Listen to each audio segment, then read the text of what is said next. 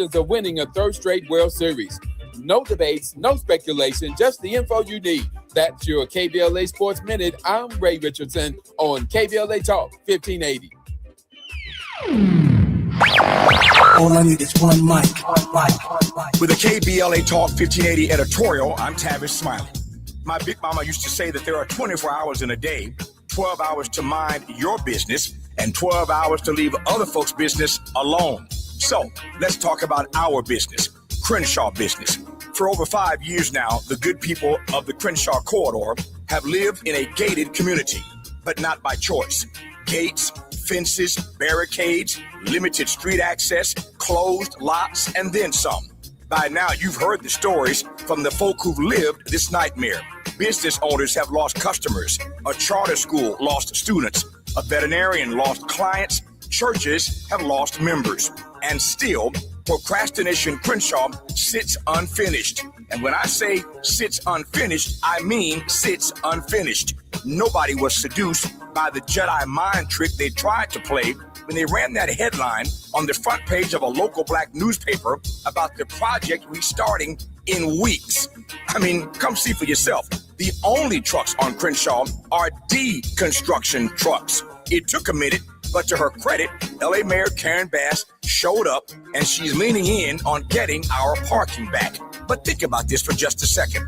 LA is not Chocolate City, and yet we are blessed to have a black mayor and a black city council president. But where is the black city council president? Where is Marquise Harris Dawson?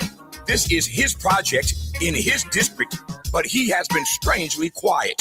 Did you notice in the recent Los Angeles Times story about Procrastination Crenshaw that neither Marquise Harris Dawson nor Destination Crenshaw had a word to say on the record? The silence was deafening. When people ask me why the silence, all I can say is, good question. As a reminder, the Crenshaw Corridor community sent him a letter, and it laid out real demands. A public timeline, relief for the businesses that have suffered, and an audit. At the moment, the last one matters most, the audit. Here's the thing. The foundation money, the private donations, that's their business. But this project is also funded by city money, state money, and federal money. I refer you back to the front page story in that black newspaper where they all talked about this. Go read it again. In any event, it's your money. And when public money goes into a $100 million project that still sits unfinished, the public has a right to see where every dollar went. Contracts, budgets, payments, schedules. That's not too much to ask. Again, it's your money. Our letter gave Mr. Harris Dawson a deadline, Friday, September 4th, to respond. The clock is ticking, Mr. President. 12 hours to mind the public's business. And this is one of them. With a KBLA Talk 1580 editorial, I'm Tavis Smiley. As always, we welcome your feedback. How did you want it?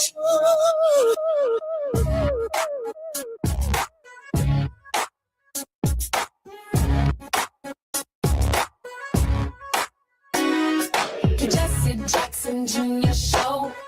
The Jesse Jackson Jr. Show. The Jesse Jackson Jr. Show. The Jesse Jackson Jr. Show. Come on and talk with me. Come on and listen to me. Come on and talk with me. Come on and listen to me. KBLA, Talk 1580, download the app. Hey, it's Moving Mountain Mondays on the Jesse Jackson Jr. Show. I'm Jesse Jackson Jr. on KBLA Talk 1580. The lens, as in like your eyeglass lenses. Why Black America reads the same country differently. In 1903, W.E.B. Du Bois handed America a diagnostic instrument, and this country has spent 123 years refusing to pick it up. He wrote that it is a peculiar sensation, this double consciousness, this sense of always looking at one's self through the eyes of others, of measuring one's soul by the tape of a world that looks on amused with contempt and pity.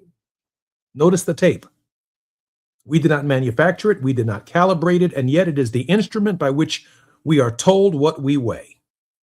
And notice the disposition of the man holding it, not hatred, amusement. Hatred concedes a serious threat. Amusement concedes nothing. But Du Bois did not stop at the wound. He told us what the stripe was for. He said the history of the American Negro is the history of this longing to merge his double self into a better and truer self, and that in this merging he wishes neither of the older selves lost. He simply wishes to make it possible for a man to be both a Negro and American. Hold on to that word for just a minute, both. He did not stop being African. In fact, he's buried in Africa. He did not stop being American. He asked for a grammar in which the conjunction would hold. If this were only a poet's melancholy, it would leave no material to trace. It left one. The trace is in our own name. African, colored, Negro, Black, African American. No other community in this republic has changed its collective name 5 times in 400 years. That's not fashion. That's a people reaching again and again for an adequate word to describe a condition, and finding every word they were handed had been cut on somebody else's tape.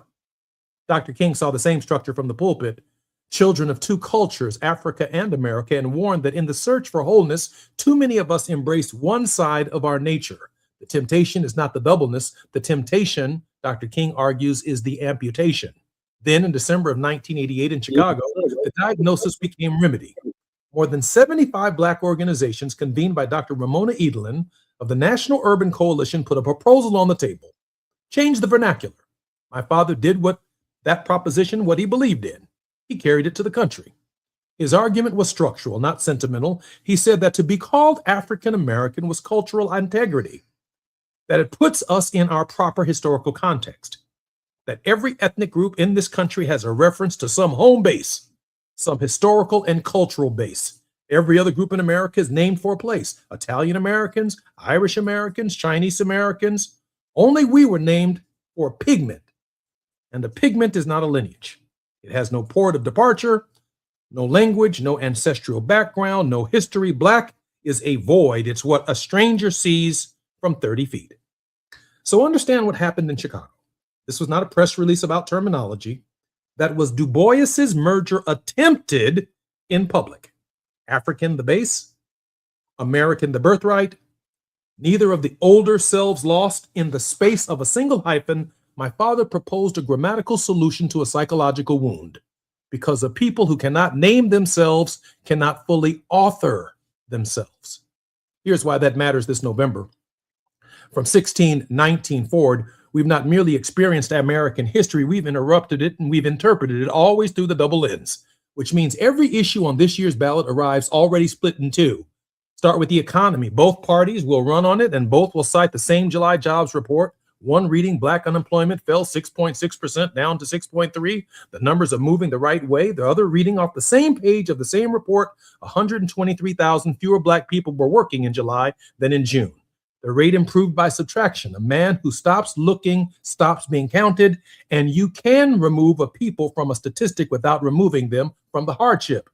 At 6.3 against 3.6 for white workers, we still carry nearly twice the amount of unemployment, the same ratio my father was preaching about before I was born. Then look at the ballot itself. On the reading, 1965 solved it. Shelby County in 2013, retired scaffolding no longer needed. The other pre-clearance was the load-bearing wall. When it came tumbling down on the states, they filed the same bills. Then Brnovich narrowed Section 2, then Calais in April. And watch what April brought.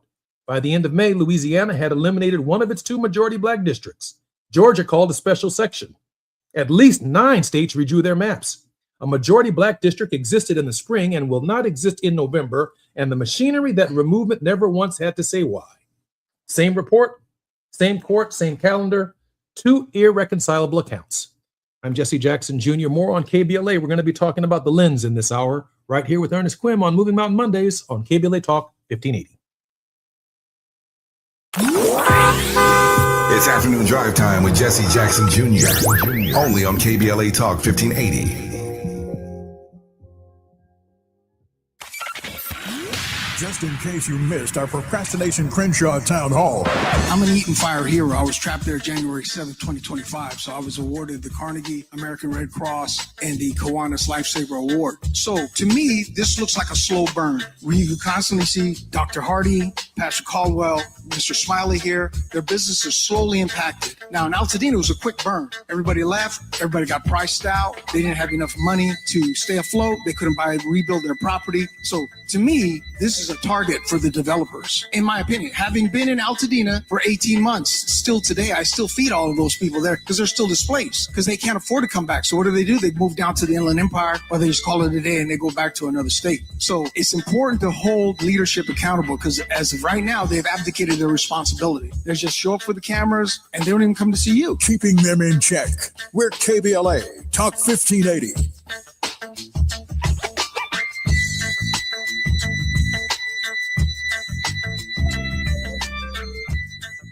The KBLA 1580 app puts the realest conversations right in your pocket. Stream live wherever you are in the world. No static. No searching the dial. A crystal clear connection 24/7, exactly when you want it. We recommend that you keep automatic updates enabled. Set it and forget it. So the app stays up to date with store requirements, bug fixes, and new features as we roll them out. Download the KBLA 1580 app today and stay plugged into the conversation everyone's having. Are you drowning in IRS tax debt? With Civic Tax Relief, they were able to save me upwards of $80,000 that I would have had to pay had I not reached out to them. Get ready for a toll-free hotline. Take advantage of new IRS tax forgiveness programs that may protect you from IRS collection agencies. I owe the IRS $37,000. They have the power to garnish your wages, put liens on your property, and levy your bank account. Civic Tax Relief can help protect you from the IRS. Civic Tax Relief basically represented me against the IRS. By the time everything was completed, I didn't owe the IRS anything. Find out about the Fresh Start program that is now available through Civic Tax Relief. Civic Tax Relief's special tax hotline can help you discover all the relief programs available for free. I would recommend anyone who has a tax problem to contact Civic Tax Relief. Just call 800-285-3500, 800-285-3500. Don't wait. Call now. 800-285-3500, 800-285-3500.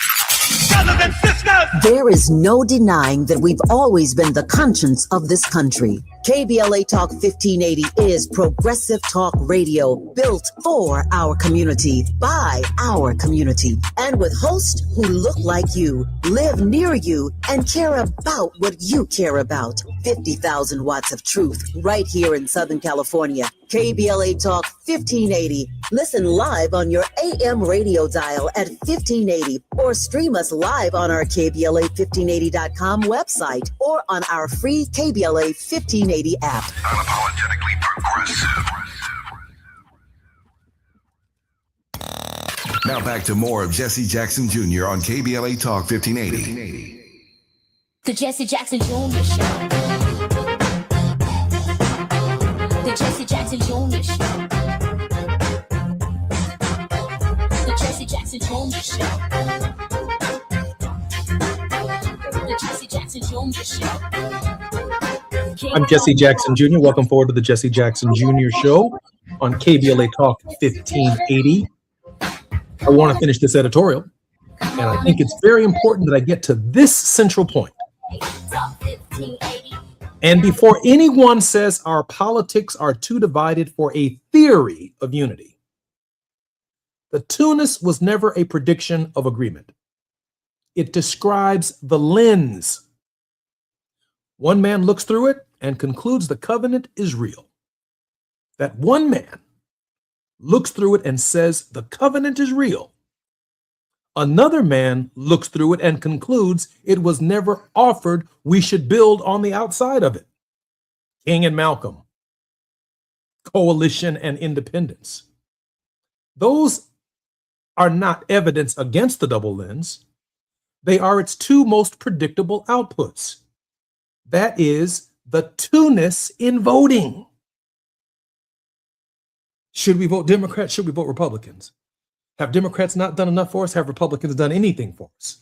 The two-ness manifests itself in voting. So when you hear that we view this country through a distorted lens, here's the reply. We don't see it through a distorted lens. We see it through both. The one nation printed on its founding documents and the one that ended up enforcing its statutes. And we've been made to hold them the same page at the same time and to read in a single sentence a promise and its violation. A promise. All men are created equal, and its violation that it did not apply to us. We are African, then colored, then Negro, then Black, then African American. 5 names in 400 years, each attempt to say in one word what this republic has never said the courage or had the courage to admit in a whole constitution. That it made us both, and it owes us both, but it has settled neither. Moving Mountain Mondays with Ernest Krim. Ernest Krim is an Emmy-nominated producer, a public teacher, anti-racist educator, and hate crime victor who uses Black historical narratives to empower and educate through a culturally equitable lens. Mr. Krim has more than 4 million followers on various social media platforms as of 2024. Ernest, welcome forward to the show. Oh, thanks again for having me, brother.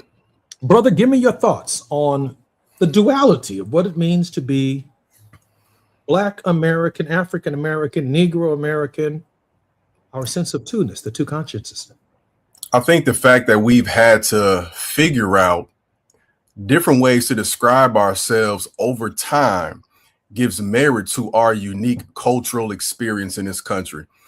And I think that one of the things that I reflect on as you read your editorial and the profound words of Dr. Du Bois is what we have to, for one, make sure we equip parents with in this back to school season. And I think one of the most important things is to ensure that we are aware that we're building this bridge so that staff members, teachers who are addressing our kids, especially if they are in a diverse school or where they are the minority, that we are aware that throughout this country, throughout this summer, throughout this year, we have been bombarded with news in our community of Black bodies hanging from trees, being found in rivers and lakes and various bodies of water, being found dead. This feels to many of us like it must have felt comparatively, but of course not exactly the same, in 1955 when Emmett Till's body was discovered accidentally.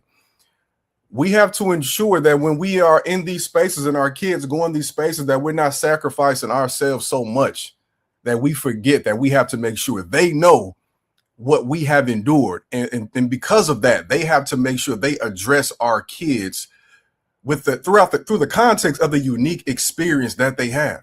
What programs, what procedures are in place to make sure that our kids' social, emotional needs are being met at this moment? With respect to the indigenous community, that is really the only community that can relate in some form or fashion of what we've experienced and what we continue to experience.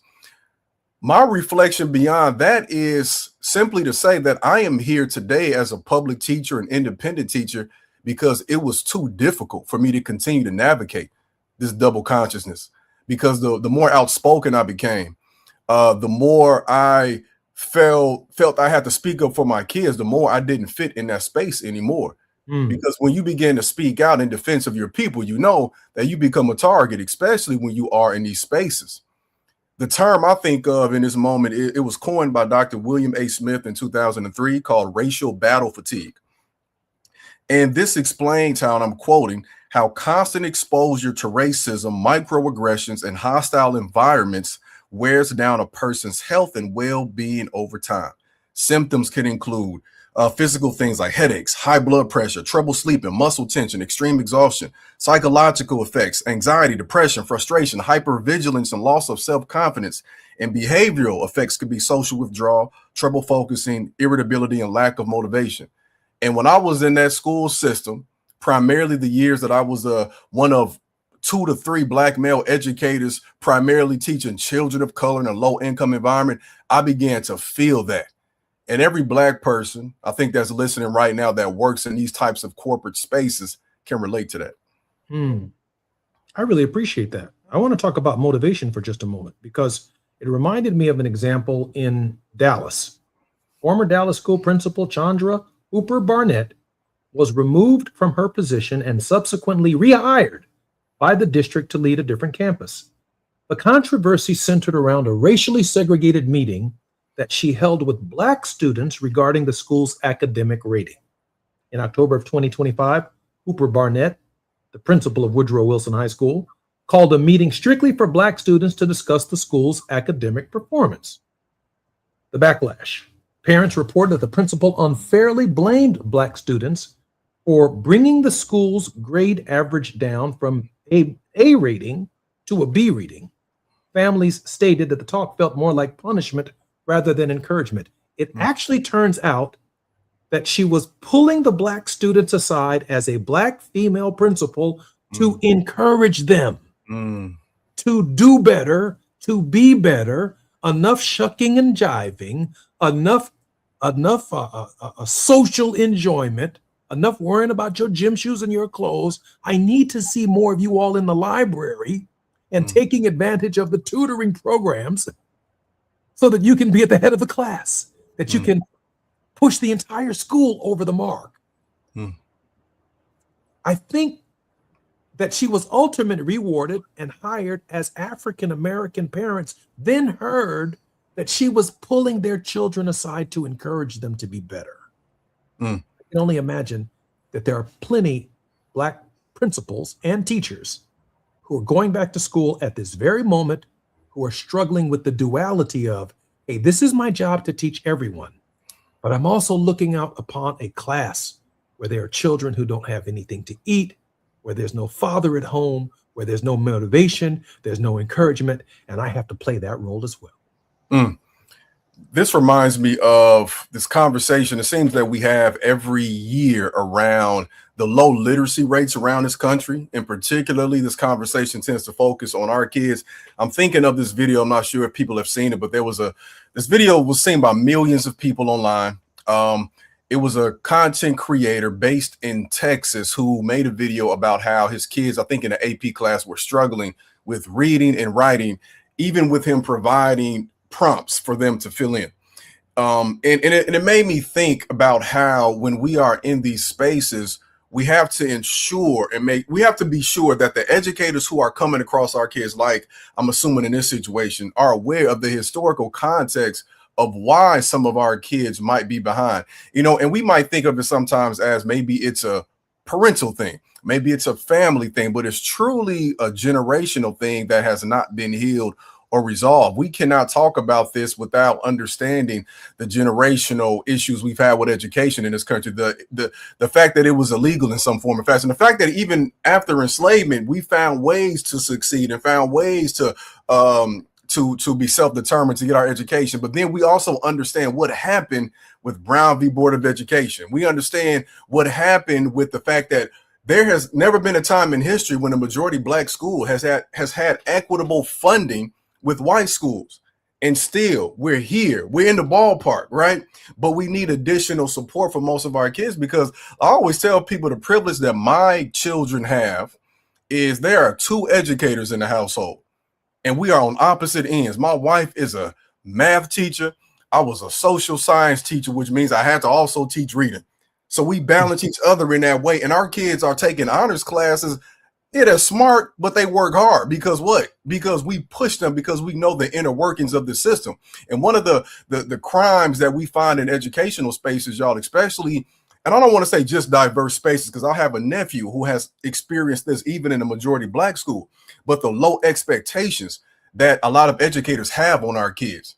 They will see that we might learn differently or prefer to socialize differently, and they'll come and look at our scores as we come into the class or our previous grades and assume that means that we aren't as intelligent, and as such, they won't push us as hard. That's a lack of cultural awareness. We perform better as Black people culturally when you expect something more of me. There are kids I see now when I'm going to back to school events in my community, or I'm out in the streets going shopping or whatever, and as soon as they see me, their demeanor changes. If a kid isn't doing as well as he think he should have or she should have, they are ashamed to tell me what they're doing. That's because of the expectation I have for them. And based on what you were telling me about that story, that's what it seems it is. And that's what it feels like. And what I don't even want to say feels like, that's what I know we need to have more of from our kids, especially in this moment. Dr. Samuel DeWitt Proctor called it America's moral parenthesis. A parenthesis obviously designates a certain part of a sentence or emphasis to show something that should be plainly understood, but is not necessarily understood. Leaving the parenthesis open does not close the sentence. What does Dr. Proctor mean when he says America's moral parenthesis? He means this. He means that when we come into contact with these young students, we must first agree that equality is possible. Secondly, we must within ourselves as individuals identify the optimum human condition that we can learn, that we must learn, that we must leave all of the excuses at the door of the classroom about whatever the circumstances are that brought us to the door of the classroom. Whatever the excuses are that brought you to the front door of Tuskegee Institute as a freshman, whatever your excuses are, here is the optimum human condition. No bonnets, no slippers, no one's coming to class in their bedtime clothing. No one's bringing a dog to class. No one's going to be disruptive in class. The optimum human condition, and then call everyone to embrace it. And that's difficult because everybody got some kind of special right to do whatever it is that they do, but it doesn't meet the normative standards of our expectation. And the other side of it is, Brother Krim, if some of these issues were handled at home before you got to class, before you walked into the freshman dorm or freshman institution at a major college in this country, we wouldn't even be discussing it. But the fact of the matter is, we must agree first that equality is possible. Then we must assume responsibility as adults to look at young people and identify the optimum human condition, and then call everybody, black, white, striped, or polka dots, to embrace it. I'm Jesse Jackson Jr. More on KBLA Talk 1580 when we come forward. It's Afternoon Drive Time with Jesse Jackson Jr. Only on KBLA Talk 1580.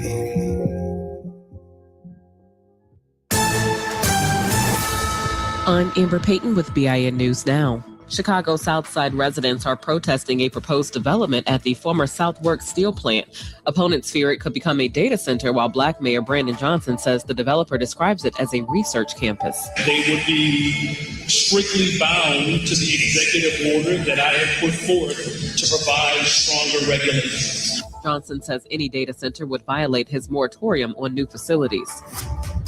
HBCU Virginia State University President Makola Abdullah is responding after 5 people were shot outside a campus dorm over the weekend. Police arrested 19-year-old Cameron Harris, who faces several felony charges. And opening statements are underway in Las Vegas in the murder trial of Dwayne Keefedy Davis, who was accused of orchestrating Tupac Shakur's 1996 killing. Davis faces life in prison without parole if convicted. Get BIN News Now on demand 24/7 on the iHeartRadio app. Think It Up is an initiative to activate student-powered, teacher-led learning projects. Students and teachers, how can you spark great learning experiences in your classrooms today?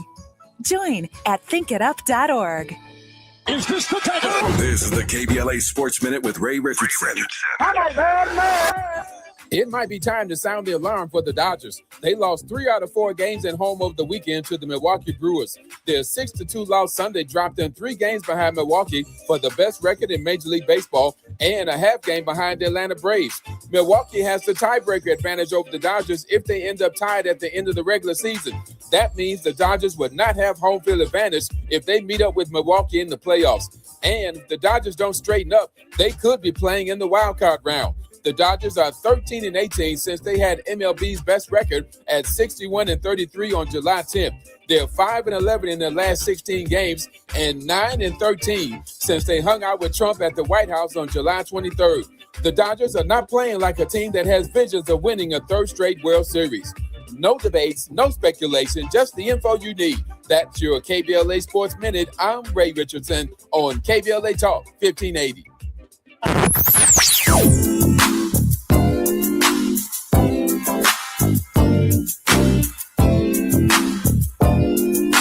This is KBLA Talk 1580. Talk Radio. It's music to your ears. We're unapologetically progressive. KBLA Talk 1580.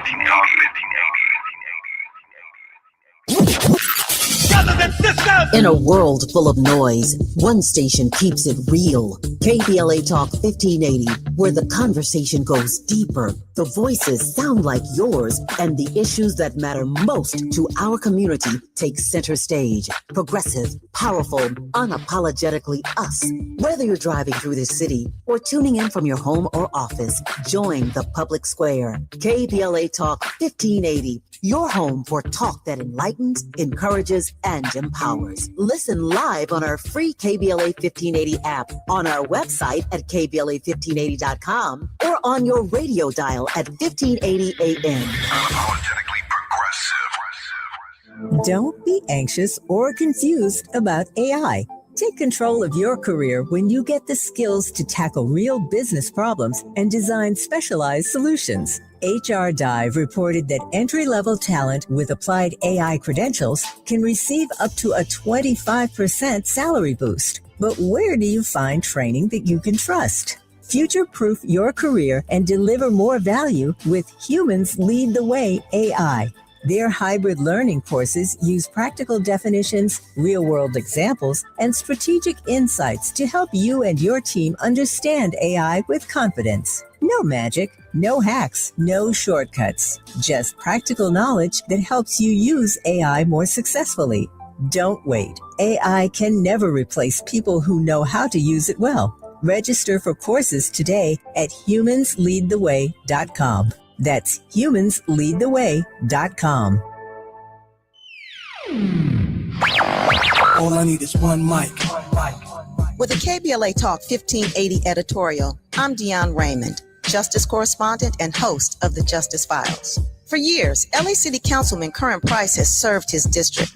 And for years, he's been under a legal cloud which, frankly, looks thinner every time it's tested in court. Last Friday, a Superior Court judge refused to throw out the corruption case against Price. That's true. But listen to what the judge actually said while doing it. Judge Larry Paul Fidler called this not a great case. Not our words, his. Price's attorney, standing right there in the courtroom, said it plainly.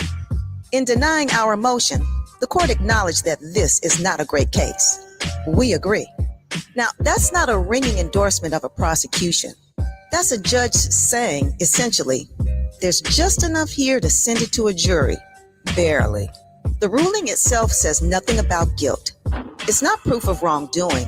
What it is a low bar, cleared by a thin margin, on evidence the court itself has called circumstantial. Councilman Price has pleaded not guilty. He denies the allegations. And after 3 terms representing his district, he's term limited and on his way out of office, regardless of how this case ends, which raises a fair question. What exactly is served? By dragging a longtime champion for working families in South Los Angeles through a trial that even the presiding judge doesn't sound confident about. We're not saying elected officials should not be held accountable. They should. But accountability means something different from a prosecution that struggles to convince the very judge overseeing it. Curran Price deserves his day in court, and he deserves the presumption of innocence any one of us would want for ourselves or a loved one, especially when the bench itself has doubts.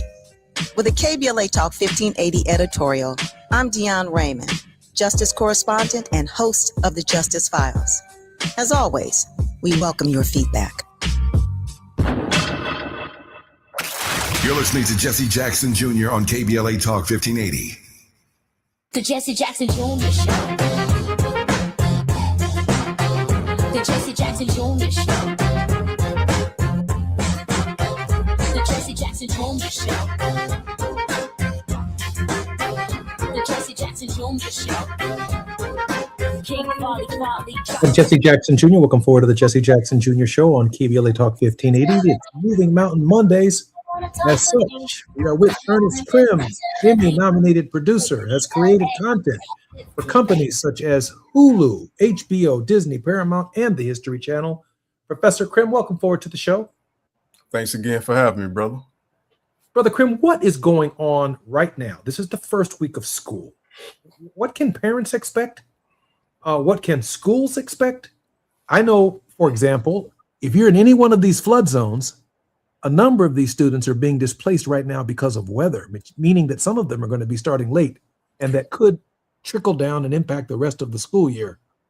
Your thoughts, Ernest, and can you share with us as a teacher what's going through parents and the minds of our students right now?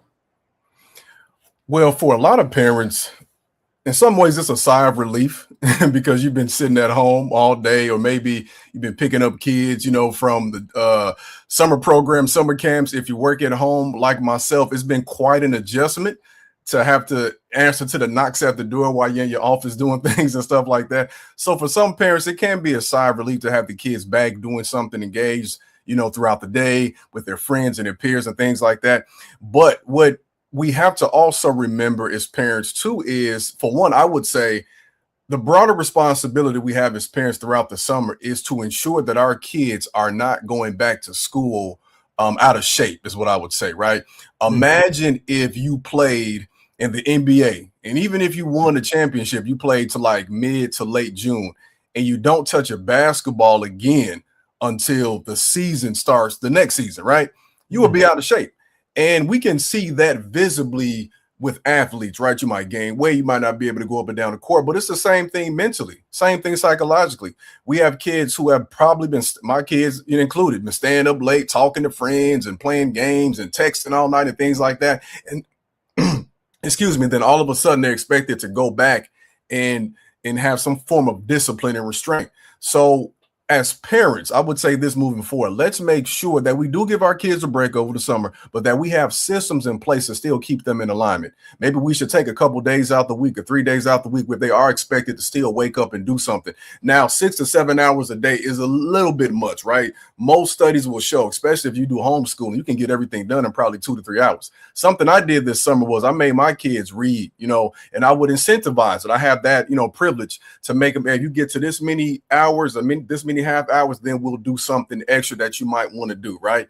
Have conversations with your kids. I subscribe to physical newspapers. I make my kids read newspapers. I make my kids understand what's going on around the world, right? So that when they come back in fall, they don't have that deficit of maybe being behind and learning. And always prepare your kids for that next grade that they're going to. So if they end in 7th, have them reading, and I would honestly go above that, 9th grade, because we don't want to prepare them for the next level. We want to prepare them beyond that, right?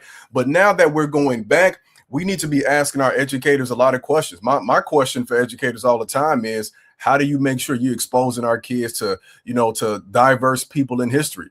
What are you doing to prepare our kids for life outside of school? Educators have to know you're teaching the whole child, all right? Our kids don't come back to school not having experienced any of this trauma. Where we are right now in the Chicago area, I saw ICE going into schools in East Chicago, Indiana, the first couple days of school. Like, these issues exist here. We're talking about tornadoes. We're talking in Cali, earthquakes, wildfires. We have kids who may not have running water, right? Access to taking a shower, access to food. So I want educators to be checking in with the kids. I want them to make sure they're spending that first week or so getting to know them, getting to understanding what their summer was, because before you can actually teach the kid, you have to know the kid. You have to make sure you're meeting them where they are. And for parents, let's be as proactive as possible. These are our babies. This is our future. And this is a person that you're trusting them with for the next 9 months that you don't even know. So keep that in mind. Stay in constant contact. I would say get some type of routine, whether it be once a week, twice a week, maybe once a month, where you're emailing all of those teachers, not because they called you first and said your child did something bad or good, but just to check in. Because I'm telling you, when I was in the class, those parents I knew, yes, this is just like when you a waiter or waitress. Your kid gonna get a little better service, just being real. Because I know that if I don't check back in with you, your parent is gonna be hitting me up saying what's going on. That's really interesting, because you're making me think back about 55 years right now, 45 years for sure. And that is the realization that many of my teachers from middle school through high school actually demanded that we have a summer reading list. I mean, we came back to school kicking. We didn't come back to school exhausted from everything we did during the summer.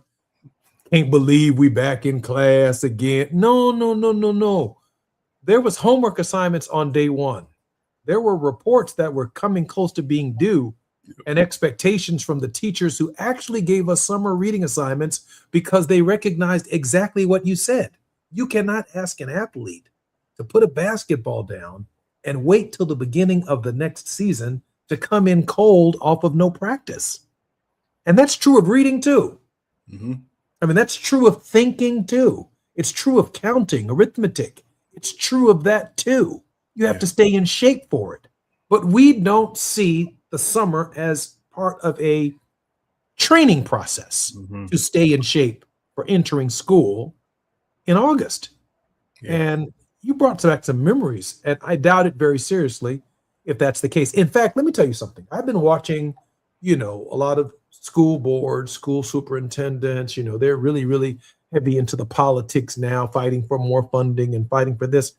But I don't hear the little techniques that are necessary from any of that kind of leadership for what it really takes for my child to be successful in your system. Mm-hmm. That doesn't make the news. Yeah. And of course, in my generation, we came home to Sesame Street. Yeah. We came home to the electric company. Right.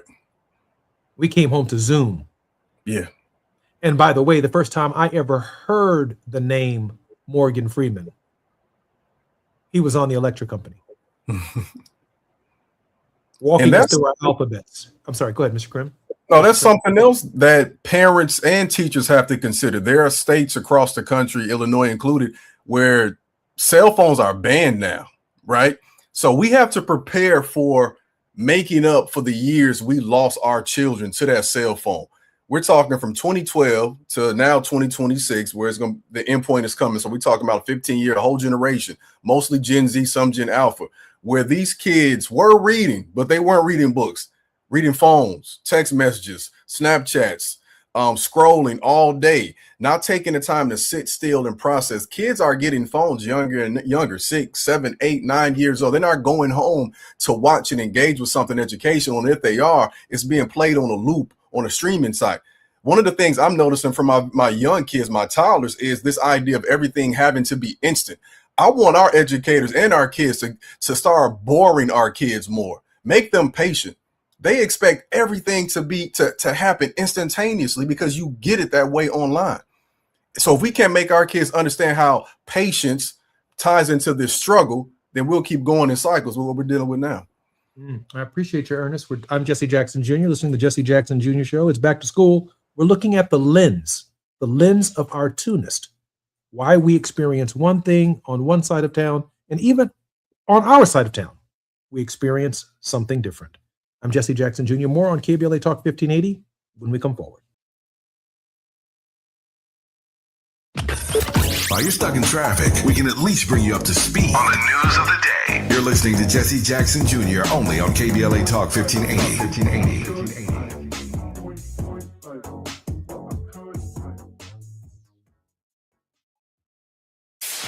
KBLA Talk 1580. We've got a lot to talk about. KBLA Talk 1580, connecting you with services and solutions. The midterm elections are upon us. It is voting season once again. Common Cause's motto is fighting for the democracy we deserve.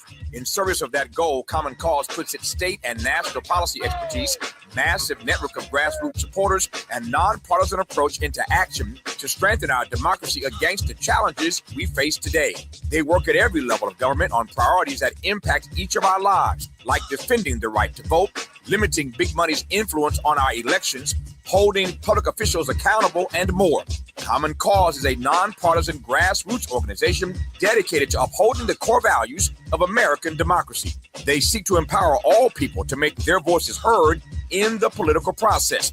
This election may be the most important one ever. If you'd like to make a donation or volunteer in service to the Constitution, please visit commoncause.org. That's commoncause.org. This is a community call to action from KBLA Talk 1580.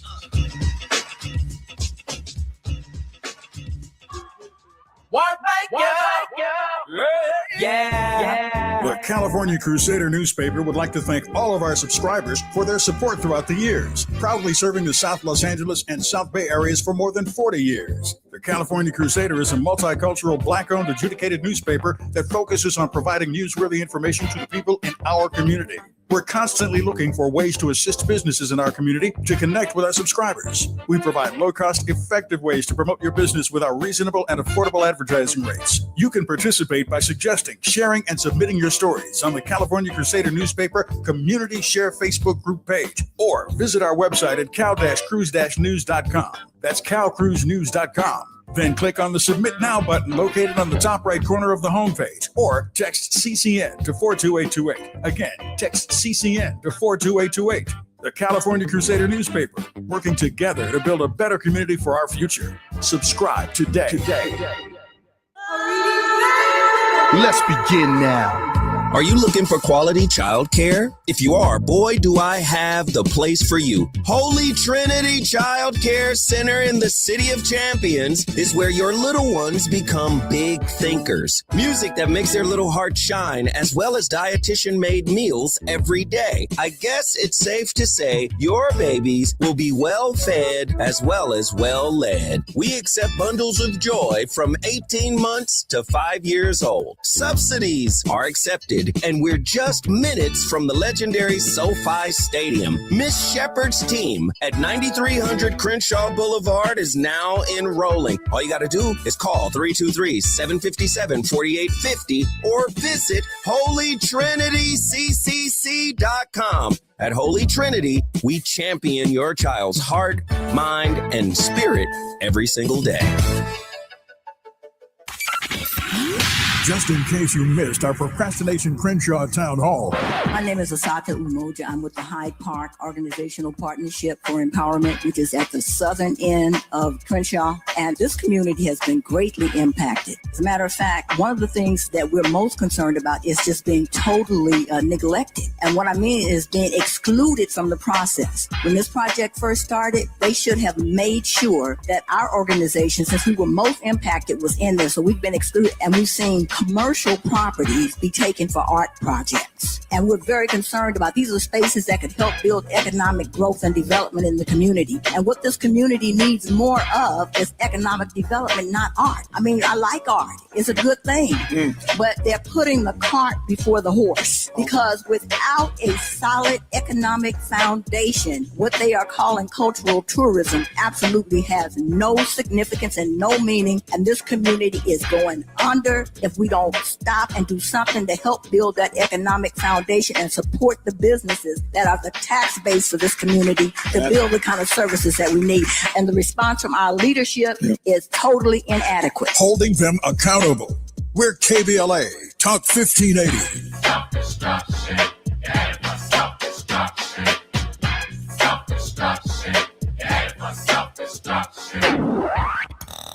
Now back to more of Jesse Jackson Jr. on KBLA Talk 1580. The Jesse Jackson Jr. Show. The Jesse Jackson Jr. Show. The Jesse Jackson Jr. Show. The Jesse Jackson Jr. Show. King Volley drops the beat. I'm Jesse Jackson Jr. It's Moving Mountain Mondays on the Jesse Jackson Jr. Show. Ernest Krim is our regular contributor. Come on and listen to me. KBLA. On KBLA Talk 1580, right here on the Jesse Jackson Jr. Show. Ernest, welcome forward to the show. Thanks again for having me, brother. Hey, Ernest, I want to establish some standards, some expectations that I think matter. I think they should ban do-rags and bonnets and pajamas in high school. I don't think any children should be going to school looking unkempt. We're preparing kids for college. And by the time they get to college, they ought to know that at a collegiate level, there are expectations. And beyond college, when they're seeking a job, they ought to have an appreciation for what it means to be prepared, to be presentable, to speak the King's English. This is not anti-us. I'm down with us. But let me tell you something I've also noticed. Whether you're in Los Angeles, in Crenshaw, or whether you are in Atlanta, Georgia, or some of these communities in New York, where we have created some amazing talent in terms of our rappers and rap genre. Almost all of them in my generation, since the genre was relatively new when I was young, started out from the streets. They all had a certain behavior, a certain swag, but you know what? I now see them, those rappers in my generation, showing up at the college graduations of their own children. And their children are not wearing do-rags, bonnets, or anything like that. They are the opposite of everything I remember growing up that their parents were. Because they themselves want their children to be better and live better and have a better life than the one they had growing up. That's not an unreasonable expectation. And let me tell you one other thing before I get probably thrown off the radio for this one. I got a 25-year-old daughter. I don't care who you are rapping. Bro, if I see you grinding on my daughter at a concert, like she's out of her mind for allowing that to happen, I just find that unacceptable. I find it unacceptable for my child, and I find it unacceptable for your child. How would you like to wake up and look on social media at some celebrity grinding on your child? I find that unacceptable. And we need to raise our standards and our expectations of what that looks like, what that feels like from the parent's perspective. Ernest? Oh man, you going in, brother. I'll tell you this, from a high school perspective, it's difficult. And I'll tell you why. Now, for 1 year, I wouldn't have my kids doing that. But I also, in a high school setting, because it's a public school, we're taking kids from various different backgrounds. And the issue that we often have come into, and when I was in the classroom, for instance, we had 80 to 90% students low income.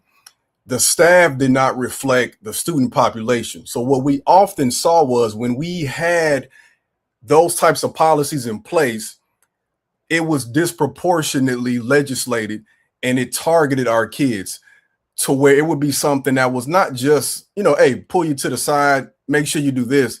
We had situations that would elevate to levels it should not have because of a child's attire. And sometimes we would often find, too, that these are children who come from, because of the low income status, backgrounds where that might actually be one of the only options they have. It looks different in college, though, I believe, because, of course, too, this isn't a public school setting anymore, even if it is a public state school.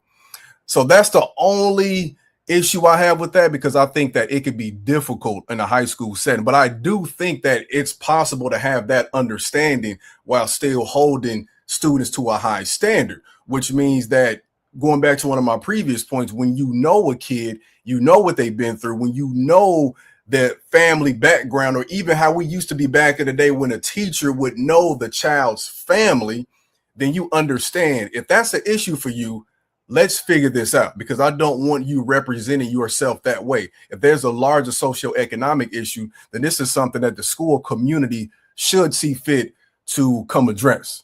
But Ernest, it's not just a function from my perspective of representing yourself. You really are an ambassador for the race. I mean, that's Jackie Robinson, suit and tie every day on his way to a Branch Rickey baseball game. That's Jesse Owens, suit and tie every single day with dignity, standing up to Hitler, running the race and winning gold medals and bringing them home and still not getting his hand shaken by a U.S. president. It's Martin Luther King Jr. when he was marching dungarees, but when he was preaching and carrying himself to lectures, one of the finest dressers of a man in his era, even Malcolm X. So the ability to choose isn't a function of poverty. I mean, you can dress up a pair of jeans and you can tell your neighbor, man, this is all I got, but this is my Sunday's best. That's fine. I don't think there are many pastors today who would turn you away for that, but there was an era of pastors who had to grow into an understanding of that socioeconomic condition.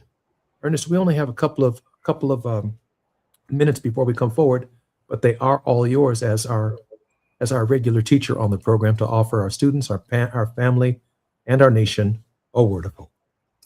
Yeah, man. I have as a millennial, I'll quote J. Cole and say, I'm a middle child in one of his most prominent songs. I saw the shift. I was a Chicago kid who was partly raised in sports anyway by Michael Jordan, who dressed, as you said. Then I was also raised by Allen Iverson, who is, as you know, completely opposite, right?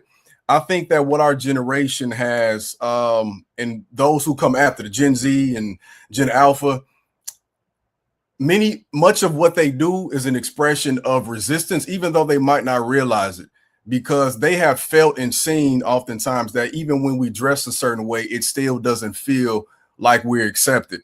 And I think that what I can do a better job of communicating to our children too, which I think is an important lesson, is dressing, acting, or being a certain way is not us saying that we want you to be acceptable to an outside community. We understand that you should have high standards and high dignity as a reflection of who we are as people in this country, not because we want to be acceptable to the white community. It's not approval of them.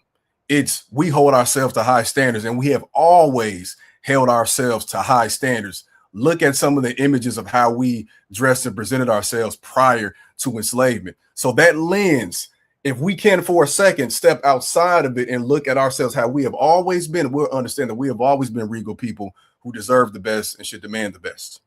Dinah Washington, Diane Carroll, Aretha Franklin, Mahalia Jackson, the women of that generation, Coretta Scott King, the women of that generation and how they carried themselves mattered.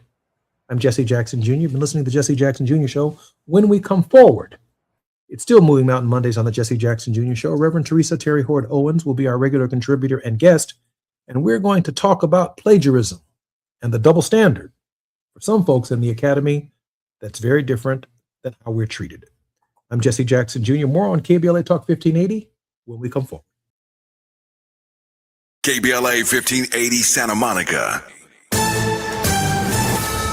I'm Amber Payton with BIN News Now. Chicago Southside residents are protesting a proposed development at the former Southworks steel plant. Opponents fear it could become a data center, while Black Mayor Brandon Johnson says the developer describes it as a research campus. They would be strictly bound to the executive order that I have put forth to provide stronger regulations. Johnson says any data center would violate his moratorium on new facilities.